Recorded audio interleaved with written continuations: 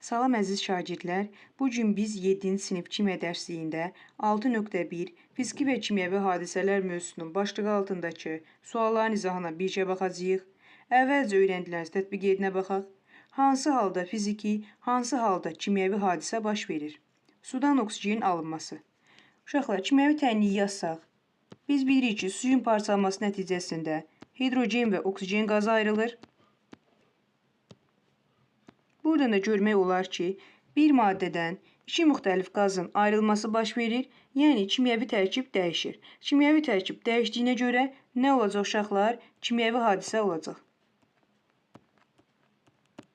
İkincidə, havadan oksigenin alınması deyir.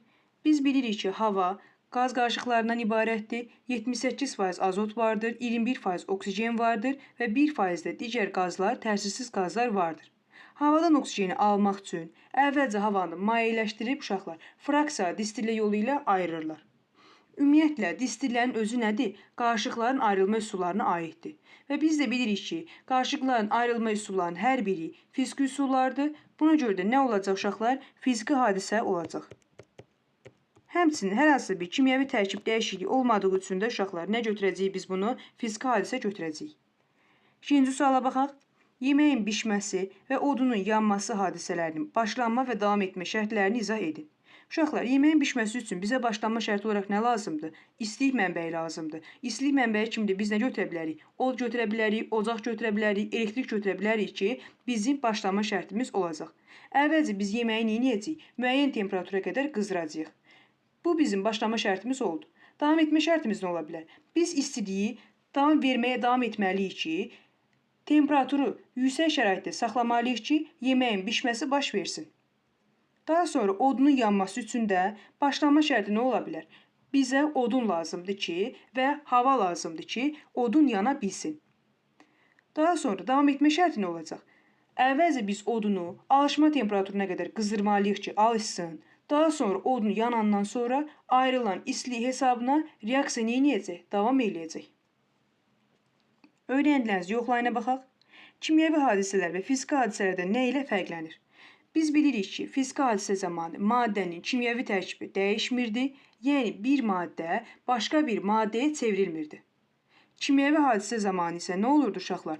Bir maddənin başqa bir maddəyə çevrilməsi baş verdiyinə görə, yəni tərkibin dəyişilməsi baş verdiyi üçün biz onu kimyəvi hadisə adlandırırdıq. İkinci suala baxaq. Fiziki hadisələri müəyyən edin. Əvvəlcə bizə yazıb qarın yağması. Uşaqlar, qarın yağması sizcə fiziki hadisədir yoxsa kimyəvi hadisədir? Təbii ki, fiziki hadisədir. Niyə fiziki hadisədir? Çünki bu zaman suyun kimyəvi tərkibi dəyişməyəcək. Bu hadisə necə baş verə bilər? Bu hadisə baxın belə baş verir uşaqlar. Buludlarda olan su buxarı soyuyur əvvəlcə, damcı şəklinə keçir. Daha sonra damcı şəklindən donaraq qar kristallarını əmələ gətirir.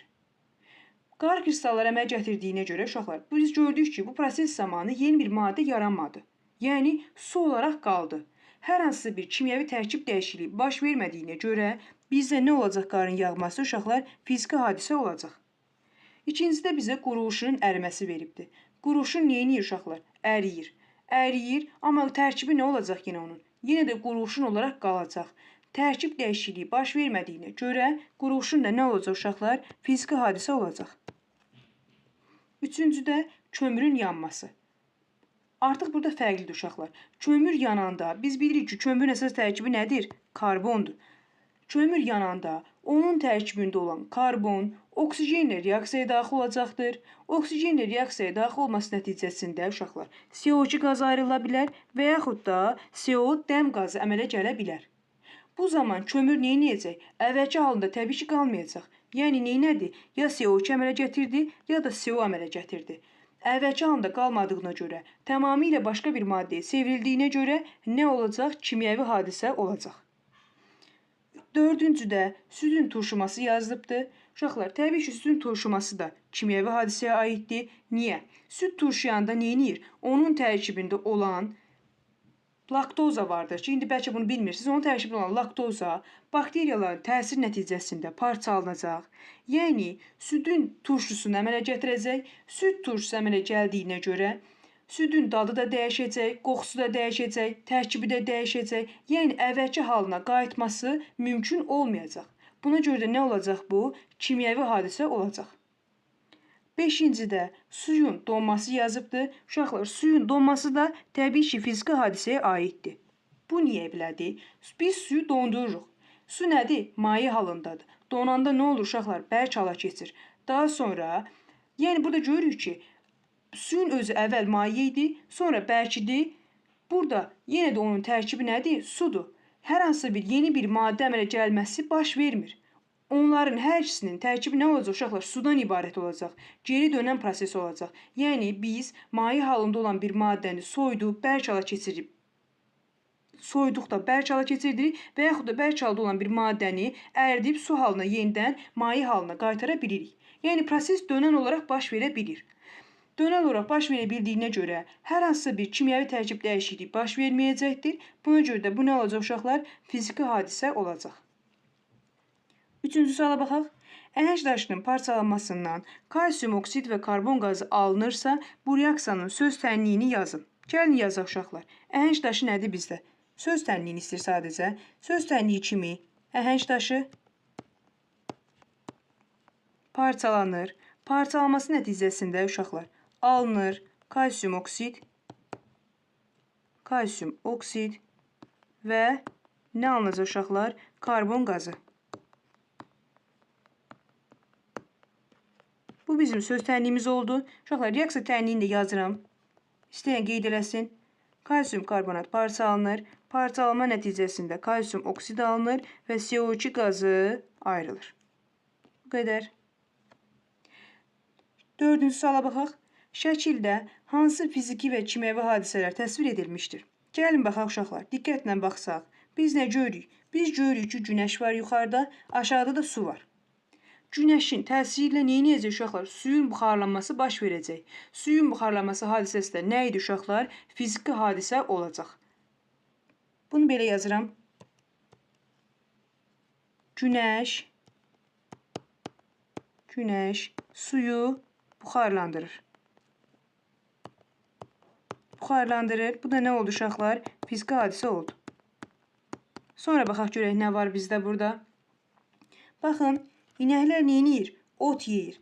Ot yeyir və onlarda həzm prosesi baş verir. Həzm prosesi baş verdiyinə görə uşaqlar nə olacaq uşaqlar? Bu kimyəvi hadisə olacaq.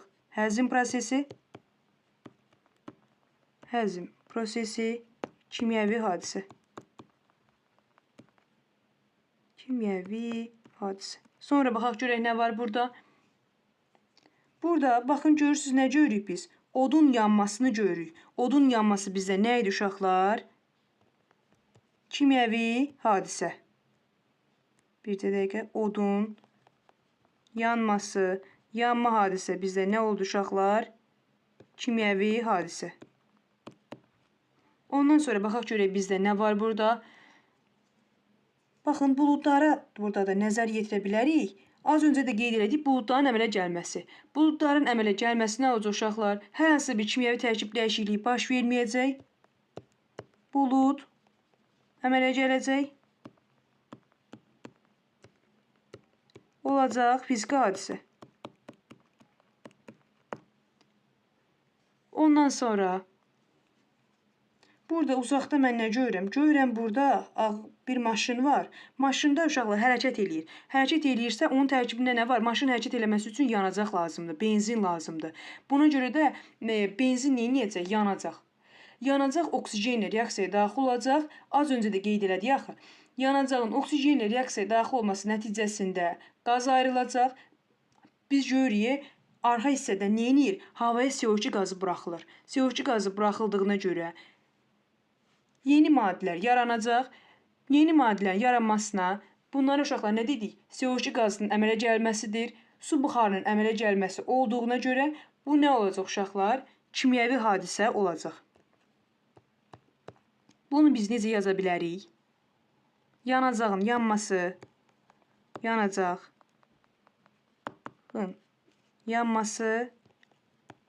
nə oldu? Kimyəvi hadisə oldu. Başqa fərqli bir şey görmürəm mən burada uşaqlar. Bir çox şeyə nəzər yetirdiyimi düşünürəm. İzahımız bu qədər idi. Ümid edirəm izahım aydın oldu. Gələcək mövzuların izahında görüşənə qədər.